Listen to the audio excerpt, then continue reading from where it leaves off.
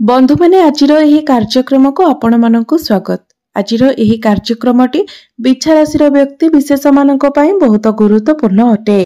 आजिर यही वीडियो रे आमे माने जानिबा आसीबाको जाउथिबा 2025 मसीहा रे आपणक जीवन रे केउ सब बड़ घटना घटिबाको जाउछि, जहा निश्चित भाबरे एही 2025 मसीहा रे आपणक जीवन रे घटिक ही रहिबो। ग्रह मानकर गोचर अनुसार निश्चित भावरे आपणक जीवन रे एही 2025 मसीहा रे एही सब घटना गुड़िक घटिबाको जाउछि। तो बंधु मैंने जदि आपणकर बिछा राशि होइथाय तेबे वीडियोटी को स्किप न करी थरे मात्र शेष पर्यंत निश्चय देखंतु एवं वीडियोटी को लाइक करी चैनल टी को सब्सक्राइब करि दियंतु। कमेंट बॉक्स रे भक्ति एवं श्रद्धार सहित जय श्री जगन्नाथ निश्चय लिखंतु। तो बंधु मैंने आजिर एही वीडियो रे मु आपण मानकु जो 6टी भविष्यवाणी कहिबाको जाउछि ताहा आपणकर स्वास्थ्य, शिक्षा, प्रेम जीवन, वैवाहिक जीवन, भाग्य, क्यारियर एवं व्यापार वाणिज्यर स्थिति उपरे संपूर्ण भावरे आधारित अटे। आपणकर पर्सनल लाइफ हो किंबा प्रोफेशनल लाइफ हो ताहा एही 2025 मसीहा रे केमिति रहिबो से विषय रे आजिर एही वीडियो रे आमे माने विस्तार भावरे आलोचना करिबा। तेबे बंधु मैंने आसंतु आरंभ करिबा आजिर एही कार्यक्रम को जहाँकि जन्म राशि एवं चंद्र राशि उपरे आधारित अटे। तो राशि चक्र 12 गोटे राशि मध्यरु अष्टम राशि हेउछि बिछा राशि। तो वर्षर आरंभ रे आपणकर द्वितीय भावरे विराजमान रहिबे सूर्य, चतुर्थ भावरे विराजमान रहिबे शनि एवं शुक्र, पंचम भावरे विराजमान रहिबे राहु, सप्तम भावरे विराजमान रहिबे गुरु, नवम स्थान रे विराजमान रहिबे मंगल एवं आपणकर एकादश भावरे विराजमान रहिबे केतु। तो बंधु मैंने आपणकर राशिर अधिपति हेउछन्ति मंगल, जे कि आपणकर नवम भावरे विराजमान अछन्ति।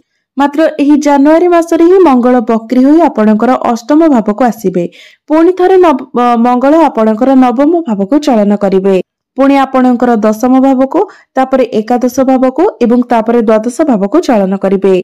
तो अधिक समय पर्यंत मंगल आपणकर नवम, दशम एवं एकादश भावरे गोचर करिवे।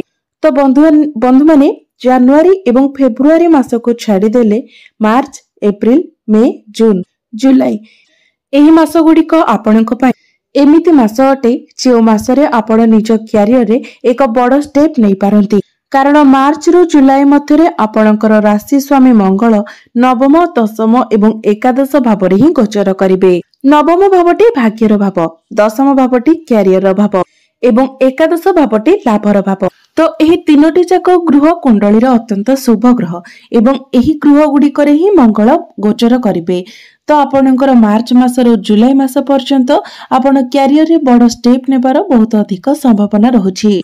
तो बंधु माने एही अवधि मध्यरे आपण निज क्यारियर रे किछि परिवर्तन आनिबाको चाहिबे किबा कोनोसी बड़ कार्य आरंभ करिबा पई चाहिबे। एमिति कोनोसी भी बड़ डिसिजन आपण नै पारंती। एहा व्यतीत 30 मार्च 2025 रे आपणकर जो शनि अढै चलिथिला ता मध्ये संपूर्ण रूप रे शेष होई जिवो। तो आपणकर पूर्वरु आपण जो कार्य करिबा पई चाहुतिले से सब रे आपणकर बहुत गुडे बाधा विघ्न आसुथिला, सेही कार्य को आपण आगो को बढ़ाई पारु नथिले। मात्र एही नूतन वर्ष 2025 रे जेमिति ही फेब्रुआरी मार्च मास शेष होई जिवो तो आपण कोनोसी बड़ डिसिजन नेबे एवं सेथिरे आपण कार्य करिबा परे 70 रो 80% सक्सेस मध्ये आपण को मिलिबो। एबे आसंतु जानिबा द्वितीय भविष्यवाणी कोन अटे। तो बंधु माने देवगुरु बृहस्पति आपणकर सप्तम भावरे गोचर करूछंती। मात्र 15 मई 2025 को गुरु आपणकर अष्टम भाव को चली जिवे। तो 15 मई पूर्वरु जे पर्यंत गुरु आपणकर सप्तम भावरे रहुछंती तो बिछा राशि व्यक्ति विशेष माने जो माने अविवाहित अछंती सेमानकर विवाह प्रस्ताव आसी पारे, विवाह पाई आपणकर कथावार्ता होई पारे एवं विवाह मध्य होई जाय पारे। एहा सहित 15 मई पूर्वरु आपणको कोनोसी क्षेत्र रे अवार्ड मध्य मिली पारे, कोनोसी स्थान रे आपणको सम्मानित मध्य करा जाय पारे। जदि सेमिति किछि न होय तो आपणको किछि अचीवमेंट मध्य मिली पारे। एबे आसंतु जानिबा बिछा राशि पई तृतीय भविष्यवाणी कोन अटे। तो बंधु माने गुरु जेतेबेले आपणकर अष्टम भाव को चली आसीबे सेतेबेले आपणको आपणको प्रेम जीवन उपरे विशेष ध्यान रखिबार अछि। संपूर्ण 12 वर्ष परे गुरु आपणकर अष्टम भावरे चलन करिवे। गुरु हेउछन्ति आपणकर पंचम भावर अधिपति। आपणकर पंचम भावर अधिपति होई गुरु आपणकर अष्टम भावरे गोचर करिवे, जहा फଳରେ ଆପଣଙ୍କର ପ୍ରେମ ଜୀବନରେ ନାନା ପ୍ରକାରର ସମସ୍ୟା ଆସିବ। छोट छोट कथा को लेकिन आपणक मध्य अंडरस्टैंडिंग रहिबो नाही, आपणक मध्य मिस अंडरस्टैंडिंग क्रिएट हेबो। छोट छोट कथार ही आपण दी जनक मध्य कଳି झगड़ा लागिबो एवं एमिति कि आपणक मध्य किछि समय अवधि पई मध्य कथावार्ता मध्य बंद होई जिवो। जदि प्रेम जीवन में आपणकर किछि समस्या देखा न देबो तो निश्चित भाव में आपणकर परिवार रे समस्या देखा देबो, फैमिली आर्गुमेंट देखा देबो। कारण गुरु हेउछन्ती आपणकर पंचम भावर अधिपति एवं आपणकर द्वितीय भावर मध्य अधिपति। द्वितीय भावटी होइथाय परिवारर भाव। तो आपणकर परिवार रे मध्य बिना किछि कारण रे ही जुक्ति तर्क हेबो। यह सहित 15 मई 2025 परे आपणकर स्टोमक रिलेटेड किछि प्रॉब्लम देखा देई पारे, दांत जनित किछि समस्या देखा देई पारे, आपणकर मोटापण बढ़ी जाय पारे। कारण गुरु जेतेबेले अष्टम भावरे गोचर करंती तो आपणकर मोटापण को वृद्धि कराई थांती।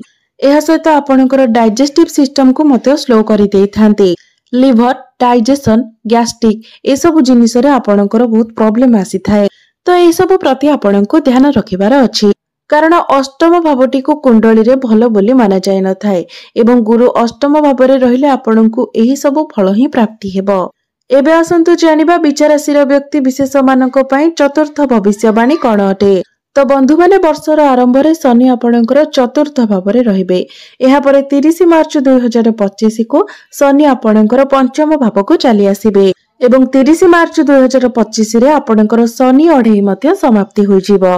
तो सेतेबेले जो विचारशील व्यक्ति विशेष माने जो माने बहुत अधिक स्ट्रेस रे रहुथिले, आपणक मन भितरे जो नेगेटिविटी रहुथिला एवं आपण निज लाइफ रे बहुत अनकंफर्टेबल रहुथिले एवं सर्वदा किछि ना किछि डर आपणक मन भितरे लागि रहुथिला, निजर कैरियर को लेकी आपणकर मन रे जो डर सब बेले लागि रहुथिला, 30 मार्च 2025 पर आपण निजे देखिबे जे ए सब जिनिस आपणक भितर धीरे धीरे बाहर जीवाको लागिबो।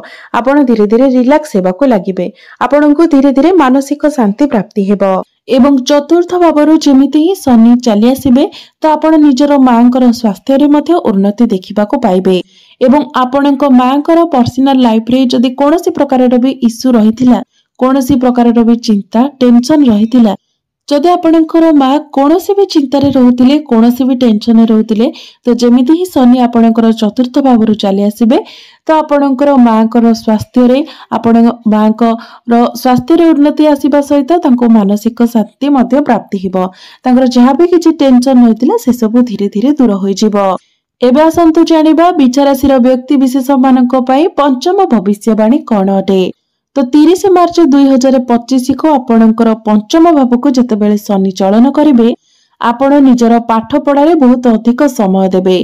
कारण शनि जेउ भावरे गोचर करिथांती सेही भावर वृद्धि कराइथांती एवं सेही भाव सह जड़ित कार्य रे आपणको अधिक समय देबाको भइथाए, आपणको अधिक परिश्रम करिबाको पड़िथाए।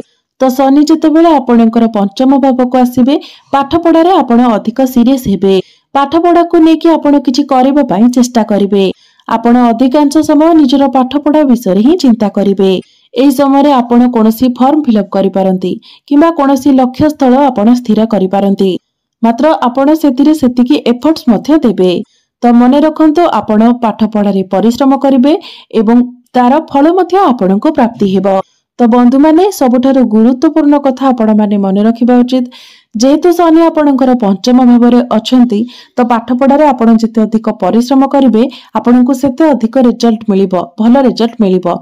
जदि आपण परिश्रम न करूछंती तो एहार विपरीत फल आपणको प्राप्ति हेबो। कारण शनि हेउछंती कर्मर कारक ग्रह एवं न्यायदाता।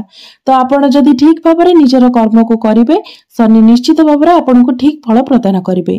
मात्र आपण जदि निजर कर्म को ठकिबे, पाठ पढ़ारे मन देबे नाही, निश्चित भाबरे आपणको रिजल्ट मध्ये खराब मिलिबो।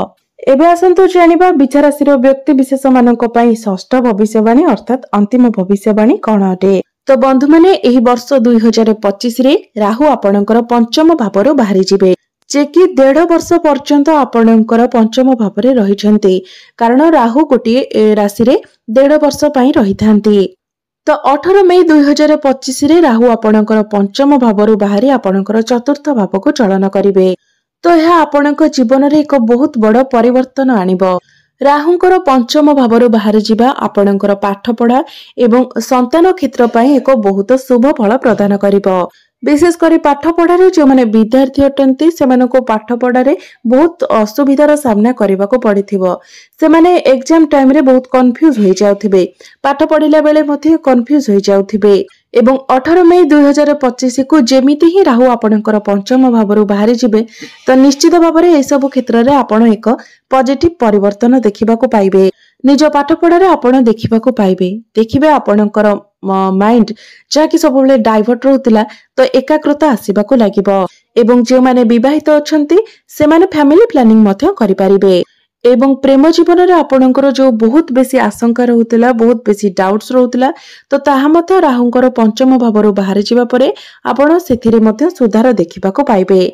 तो बंधु माने यह थिला 2025 रे बिच्छ राशि व्यक्ति विशेष मानक पई 6टी महत्वपूर्ण भविष्यवाणी जहाँ निश्चित भाव में ग्रह मानकर गोचर अनुसार यह 2025 मसीह आपण। तो एबे आसंतु जानि नेबा किछि प्रतिकार विषय रे, जो प्रतिकार गुड़िक करबा द्वारा एही वर्ष रे आसुथिबा अशुभत्व गुड़िक आपणकर खंडन होई परिबो एवं आपणको अधिक शुभत्व प्राप्ति होई परिबो। तो सर्वप्रथमे प्रत्येक दिन आपणको हनुमान चालीसार पाठ करिवार अछि, कारण आपणकर राशि स्वामी मंगल हटंती। तो सेथिपाई आपणको प्रत्येक दिन मंगलंकर बीज मंत्र मध्य 108 थर जप करिवार अछि एवं प्रत्येक दिन सूर्यास्त परे आपणको चंद्रमांकर बीज मंत्र मध्य 108 थर जप करिवार अछि एवं सकाळु स्नान करि सारिबा परे आपण विष्णु सहस्र नामर पाठ करंतु। निश्चित भाव में आपणको अधिक शुभत्व प्राप्ति हेबो, आपणकर भाग्य रे उन्नति आसीबो। तो बंधु माने एही वर्षटी आपण मानक पई शुभमय हेउ, एहा ही ईश्वरक निकटरे मोर प्रार्थना। धन्यवाद।